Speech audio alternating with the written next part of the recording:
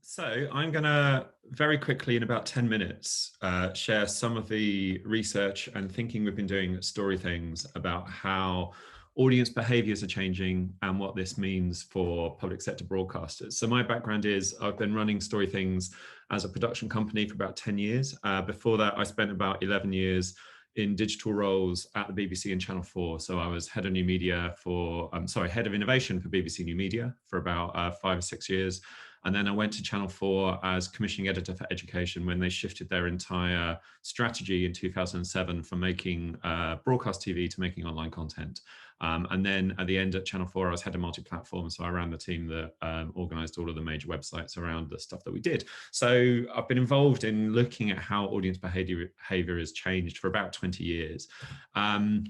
One of the things I'm going to do at the beginning is talk about a model that we use at Story Things for describing what's happened in the last 10, 15 years, particularly with audience behavior.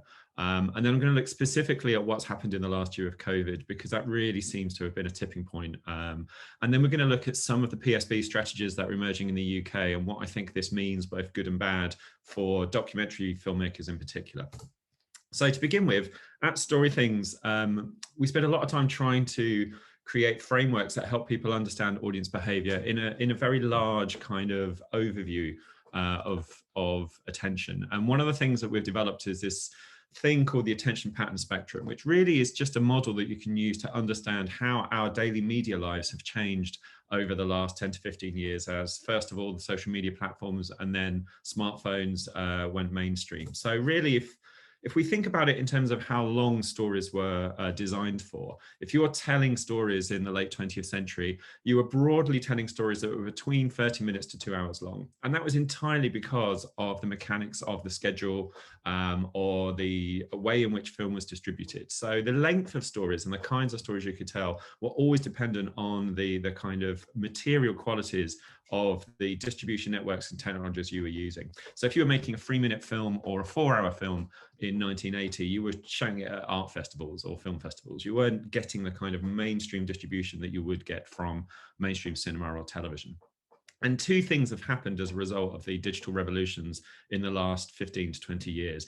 The first one is that platforms have been developed that enable the distribution and, most crucially, monetization of stories that are much shorter. So this is the kind of thing that people talk about when they talk about attention patterns changing. They say that attention patterns are getting shorter, that we're more distracted, that we spend all our time on mobile devices scrolling through algorithmic streams of content that's anything from a few seconds to a few minutes long. So this is your Instagrams, TikToks, Facebook, etc., etc., etc. But something else has happened as well. We've also had our attention patterns stretch and expanded. Initially, when I was at Channel 4, we were doing a lot of work in the mid-2000s on 14 to 19-year-olds, and we were spotting the new platforms that were creating these smaller attention patterns. But we were also seeing kids spending, hours playing video games, playing online with their friends and things like World of Warcraft. So at Story Things, we think that something very interesting has happened if you're a storyteller. Over the last 15 years, we've got this expanded spectrum of attention that we can target our stories at. And to help us kind of think about strategies, we talk about this in 3 areas. At the bottom end there, you've got the algorithmic streams, the platforms in which your content is reorganized and represented to users based on data driven by their own individual preferences and the models that the platforms have from all their other users. In the middle, we've still got a lot of scheduled attention. Scheduled TV is still there. And it's still getting an awful lot of our time. And I'm going to share some information about how much time in a second. And then at the far end, we've got what we call series, these really immersive binging behaviors around stories that are designed to be consumed over a period of much longer time, so over many, many hours. So what's interesting along that spectrum is what's happened in the last year with COVID. So we've been looking at some of the Ofcom data about media habits in the UK. So the key thing that's happened as a result of digital is we all watch a hell of a lot more video than ever before. So in 2019, on average, the UK consumer had about 8, nearly 9 hours of total media experiences. So that includes social media platforms, phone use, etc., etc. of which 4.5 hours, nearly half of it was watching video. So one of the kind of benefits of this hugely expanded attention spectrum is that people are watching more video during more of the day than ever before, way beyond the kind of peak hours that people would watch during the golden age of TV in the 80s and 90s. And this is roughly how it breaks down. We've kind of looked at some of the Ofcom statistics here and tried to work out how their statistics play out across these spectrum. And we think that around an hour a day, 50 minutes a day of video watching is social video on those algorithms. Around 2.5 hours is still live broadcast television. And in 2019, about 1.1 minute 20 was catch up and VOD. I put some podcast figures in there as well, but that's actually Ofcom only measures people that identify as podcast consumers. So that figure is not right for the whole population. But we all know that COVID has really affected those figures a lot, and that we're all basically spending a lot more time at home, watching a lot more video. So Ofcom had some data for April. I haven't got it. They won't release the full figures for 2020 until later on this year in the same format, so I can make a direct comparison. But what we've all learned is that actually that video amount has gone up a hell of a lot. So total video has jumped nearly 2 hours to 6.25 hours of video consumed a day. Social video has only increased a small amount, probably only about 10 minutes a day, 20 minutes a day tops.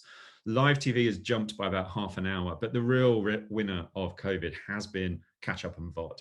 We're seeing a lot more consumption of VOD, almost double as much VOD streaming. I mean, this is partly because of Disney Plus's extremely well-timed launch just as the pandemic was happening.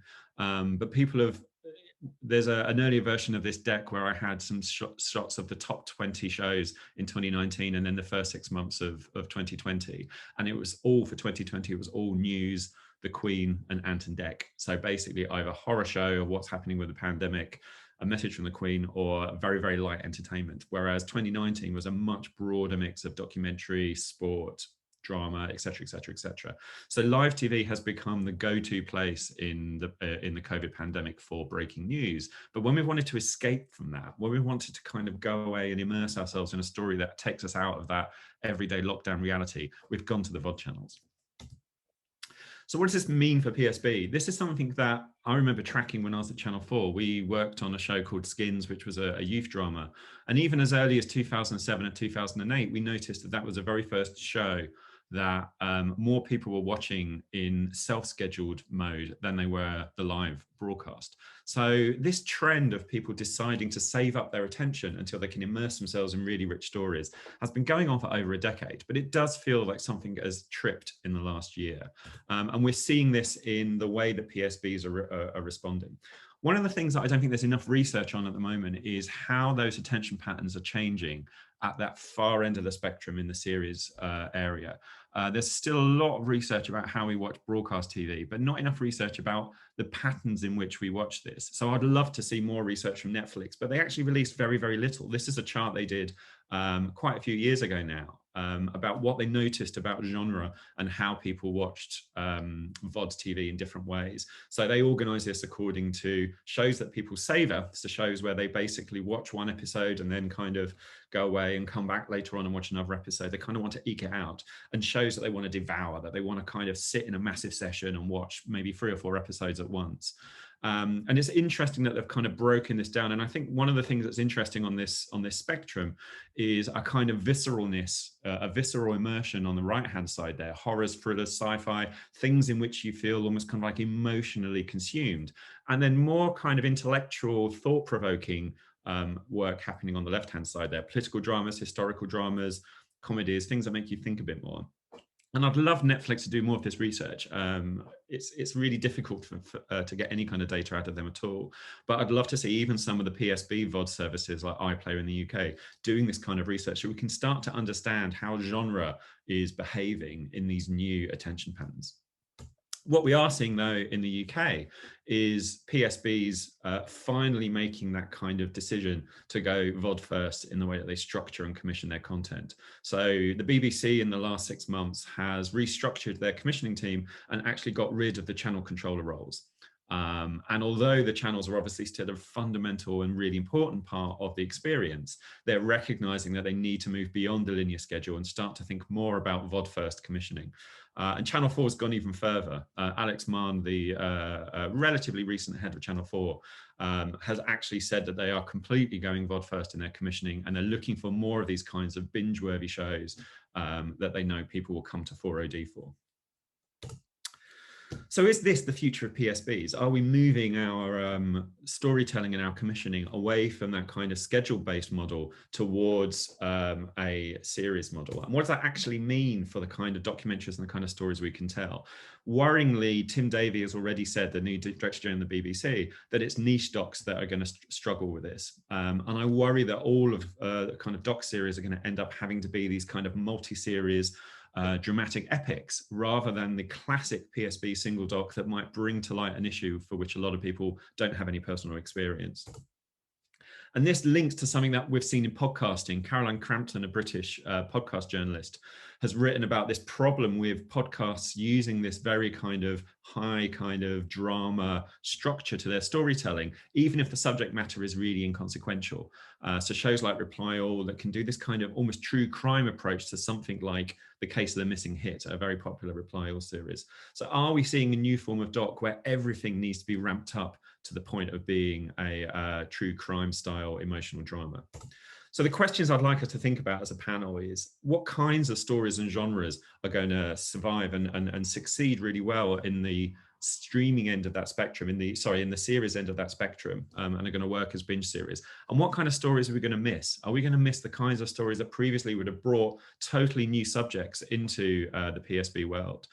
And what kinds of areas of PSB behavior and commissioning activity are going to be hardest to achieve in this VOD-fast world? And what does PSB look like when we've finally unshackled ourselves from the schedule and are focusing purely on VOD-first commissioning? Thank you very much. I'll be around later on for questions, but thanks very much for your time.